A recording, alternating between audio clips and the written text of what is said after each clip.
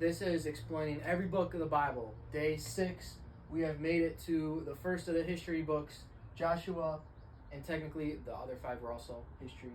But let's get into it. This picks off right where Deuteronomy left off. Moses gives the leadership role to Joshua to lead the Israelites to the Promised Land.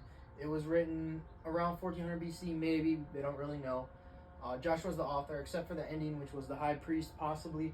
There's 24 chapters in Joshua. So the first story is really cool. We have Rahab the prostitute and the spies. So the first stop in conquering the Promised Land is the city of Jericho. So Joshua sends out spies, and they stay in Jericho, and Rahab agrees, who is a prostitute, agrees to house the spies and hide them up in the ceiling with hiding behind these like flax stalks or something.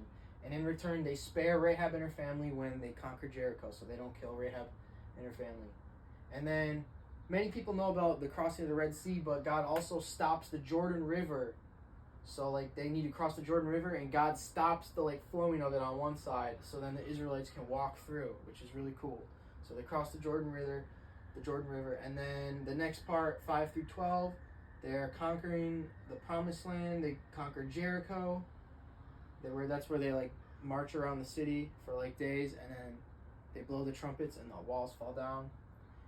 That's a pretty popular story. And then the northern and the southern kings, they conquer and they kill the kings.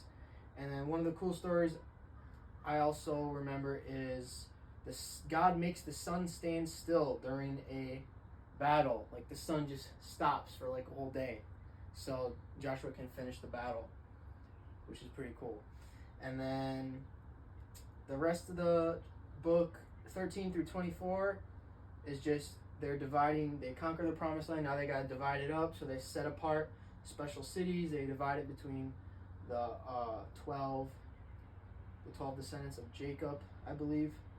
And then we have Joshua's farewell. He gives like a farewell speech before he dies, and then he dies at age 110, so almost the same age as Moses. And then lastly, we have famous verse, Joshua 1:9, which is a great verse, by the way. Have I not commanded you, be strong and courageous, do not be afraid, do not be discouraged, for the Lord your God will be with you wherever you go. Great verse. Love that.